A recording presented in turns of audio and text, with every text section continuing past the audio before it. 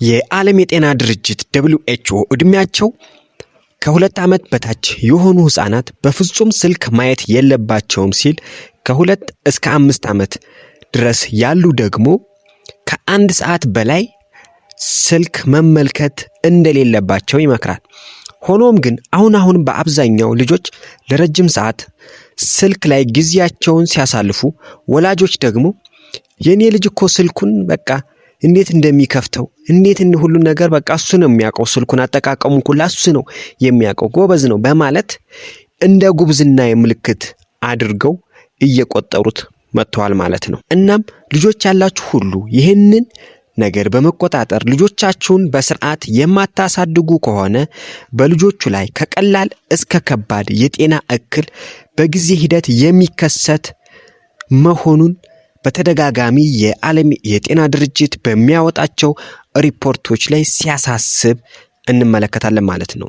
ስለዚህ ይህንን ሊያጋጥሙ ይችላሉ ተብለው የተቀመጡ የጤና እክሎችና ከፍተኛ ስጋት የተጨረባቸውን ምን ናቸው የሚሉትን ለእናንተ በዚህ ቪዲዮ ይዤላችሁ መጥቻለሁ ማለት ነው። ምን መፍትሄዎችንስ መጠቀም እንችላለን የሚሉትንም በስተመጨረሻ አብራችሁን ከቆያችሁ የምናግራችሁ ይሆናል ማለት ነው። እንግዲህ ከሚያጋጥሙ የጤና ችግሮች ውስጥ በዋነኛነት የገፈቱ ቀማሽ የሆነው አይናቸው ነው ማለት ነው። እንግዲህ አንድ ህፃን ለረጅም ሰዓት ስልክ የሚጠቀም ከሆነ የእይታ መቀነስ ያጋጥመዋል ተብሎ በጥናቱ ላይ ተጠቅሷል። ይህንን ስንል አያዩም ማለት አይደለም። ነገር ግን አንድ በአግባቡ የሚያይ ህፃን ማየት እስከ አለበት የርቀት ደረጃ ድረስ ሊያይ ይችላል ተብሎ ተቀምጧል። ይህም ሊሆን የሚችልበት ዋነኛው ስጋት የስልክ ስክሪን ነው ማለት ነው። የስልክ ስክሪን ነው ማለት ነው። ከጥቂት ጊዜ ወዲህ ደግሞ እንደዚህ አይነት እክል የሚያጋጥማቸው ልጆች በጣም በብዛትና በስፋት ቁጥራቸው እየጨመረ ስለሆነ ወላጆች ይህንን ጥንቃቄ አድርጉ። ሁለተኛ ላይ የሚያጋጥሙ እክል የአቀማመጥና የጡንቻ ችግር ነው። አንገትን ደፍቶ ስልክ መመልከት በትከሻ፣ በአንገት፣ በጀርባ እንዲሁም በጉልበት ላይ ከፍተኛ የሆነ ጫና ይፈጥራል። ይህ ደግሞ ለጡንቻ መሸማቀቅ እንዲሁም ለልፍስፍስነት እንዲጋለጡ ያደርጋቸዋል ማለት ነው። ሶስተኛ የእንቅልፍ እጥረት ነው። ከስልክ ላይ የሚወጣው ብሉ ላይት እንቅልፍ አምጪ ሆርሞንን ማለትም ሜላቶኒን የተባለ ሆርሞንን እንዳይመረት ያደርገዋል ማለት ነው። ይህም በቂ እንቅልፍ እንዳያገኙ ይሆናሉ። በዚህም የተነሳ በጠዋት እንዳይነሱ ይዳርጋቸዋል። ለከፍተኛ ድካም፣ ድብርት እንዲሁም ለአእምሮ ዝለት እንዲዳረጉ ይሆናል ማለት ነው። አራተኛ የአእምሮ ድብርት ተጋላጭ ይሆናሉ። በስልክ ከሚያዩት ነገሮች ጋር ራሳቸውን በማወዳደር ወይንም በማነጻጸር ከዛም የበታችነት ስሜት በመሰማት ራሳቸውን የማግለል ሂደት ለከፍተኛ ድብርትና ጭንቀት የመጋለጥ ሂደታቸው እጅግ የጎላ ነው ማለት ነው። አምስተኛ ቁጡ እንዲሁም ትዕግስት አልባ ከዛም ተነጫናጭ የሆነ ባህሪን እንዲላብሱ ያደርጋቸዋል። ስልክ ሲከለከሉ ከልክ በላይ መቆጣት፣ መጮህ እንዲሁም ዕቃ መስበር እናም የጠበኝነት ባህሪ ማሳየት፣ ማኩረፍ፣ አለመታዘዝ እነኚህ ለረጅም ሰዓት ስልክን በሚጠቀሙ ልጆች ላይ የሚስተዋሉ የስነ ባህሪ ናቸው ማለት ነው። እናም ለተበላሸ የስነ ባህሪያት እንዲጋለጡ ያደርጋል። ስድስተኛ ከውጭው ዓለም ጋር ለመግባባት መቸገር ነው። በተለይ ከ3 ዓመት በታች ያሉ ህፃናት ስልክ በብዛት የሚያዩ ከሆነ ከሰዎች ጋር የመግባባትና የመናገር እንዲሁም ስሜታቸውን የመግለጽ እድገታቸው ይዘገያል ማለት ነው። በምን ምክንያት? በስልኩ። ሰባተኛ የምግብ ፍላጎት መቀነስ ነው። ወይንም ከመጠን በላይ ምግብ መመገብ እንዲሁም ለኪሎ መጨመር ወይንም ለኪሎ መቀነስ ይጋለጣሉ ማለት ነው። በስምንተኛና በመጨረሻ ላይ የምናገኘው ደግሞ ለከፍተኛ የአእምሮ እድገት ውስንነት የመጋለጥ እድላቸው በከፍተኛ ሁኔታ እንዲጨምር፣ ለትምህርት ያላቸው ፍላጎት ደግሞ እንዲቀንስ፣ ለወላጆቻቸው ያላቸው ክብር፣ ፍቅር ጭራሽ እንዲቀንስ የማስታወስ ችግር ደግሞ እንዲኖራቸው ያደርጋል ማለት ነው። እናም ወላጆች ይህንን ተረድታችሁ ልጆቻችሁን እንድታሳድጉ በትህትና ጠይቃለሁ ማለት ነው።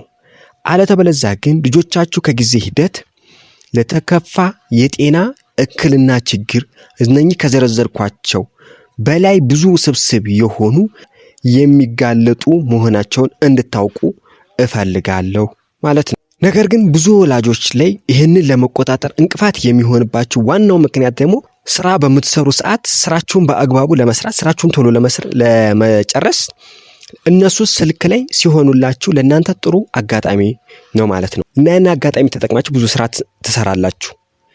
እና እንዴት እናድርግ፣ ስራዬንስ እንዴት ልስራ የሚለው ሂደት ደግሞ ለወላጆች እንደ ምክንያት ተደርጎ የሚጠቀስ ነው። ስልክ ለምን ትሰጣላችሁ ለሚባሉ ጥያቄዎች ለዚህ ጥያቄያችሁ መልስ ሊሆን የሚችለው አንደኛ አብሯችሁ ስራ እንዲሰሩ ማድረግ። ህፃናትም ቢሆኑ ስራ በምትሰሩበት ሰዓት ለምሳሌ ልብስ ስታጥቢ ከጎን ሌላ ሳፋ ሰተሽ እሱ ውሃ እንዲያንቦጫርቅ ወይንም ቀለል ያሉ ነገሮችን እንዲያደርግ ቢያንስ ካልሲህን ሄድ አንጣና ጠብ የሚል አይነት ስራዎችን እንዲሰራ ማድረግ። አብሮሽ ዕቃ ስታጥቢ አብሮሽ እንዲሆን ከስርሽ እንዳይጠፋ የማድረግ ሂደቶችን ማለማመድ። ከዛም በዘለለ ደግሞ አርአያ መሆን ዋናው። እናንተ ወይም ወላጆች ለረጅም ሰዓት ስልክ አፈጣችሁ የምትመለከቱ ከሆነ ያ ነገር ተገቢና ትክክል ነው ብለው የነሱ አይምሯቸው ያስባል። ስለዚህ እኔስ ብሆን የሚል ስሜት እንዲፈጠርባቸው ያደርጋል። እና በልጆች ህይወት ላይ በዚህ ብቻ አይደለም በማንኛውም ነገር ላይ እናንተ ቀድማችሁ አርአያ መሆን መቻል አለባችሁ ማለት ነው። የሚገጣጠሙና ቅርጻ ቅርጽ የሆኑ እንዲሁም ስዕሎችን እንዲሰሩ ሁኔታዎችን ማመቻቸት መቻል አለባችሁ። እነኚህ ነገር በማመቻቸት እንደዚህ አይነት ጊዜን ማሳለፊያ ሊሆኑ የሚችሉ የተለያዩ ስራዎችን እንዲሰሩ በቤት ውስጥ የተለያዩ ቅርጻ ቅርጾችን እንዲገጣጥሙ ማድረግ። ከዛም ባለፈ ወደ ውጪ ይዞ በመውጣት ለማዝናናት መሞከር፣ የተለያዩ ቦታዎች በመውሰድ እንዲጫወቱና እንዲዝናኑ ማድረግ። ይህ ሁላ የማይቻል ከሆነ ግን የሚመለከቱትን ነገር ደግሞ ዓላማ ያለውና ተገቢ የሆነ ነገሮችን እንዲያዩ መሞከር መቻል አለባችሁ ማለት ነው። ማለትም ትምህርታዊ የሆነ ይዘት ያለውን ነገር እንዲመለከቱ ማድረግ።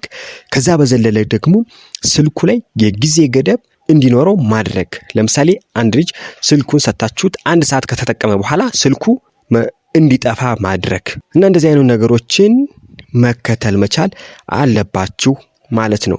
ይህ እንግዲህ ለልጆቻችሁ አእምሮአዊ፣ ስነልቦናዊ፣ አካላዊ እንዲሁም ማህበራዊ መስተጋብር እጅግ በጣም ወሳኝ የሆነ ነገር ነው። እናም ልጆችን አካባቢያቸውን እና ማህበረሰባቸውን ተረድተው ለነገሮች ትኩረት ሰጥተውና ብሩህ አእምሮ እንዲኖራቸው ከስልክ ይልቅ ተፈጥሮን እንዲረዱ የማድረግ ስራችሁ የእናንተ የወላጆች ኃላፊነት ነው ማለት ነው። በስተመጨረሻ ለዛሬ ያስኩላችሁ ቪዲዮ ይህንን ይመስላል ማለት ነው። እስከዚህ ድረስ አብራችሁኝ ስለቆያችሁ እጅግ አድርጌ አመሰግናለሁ። ላይክ እና ሰብስክራይብ ማድረግ ደግሞ እንዳይረሳ። ቻው።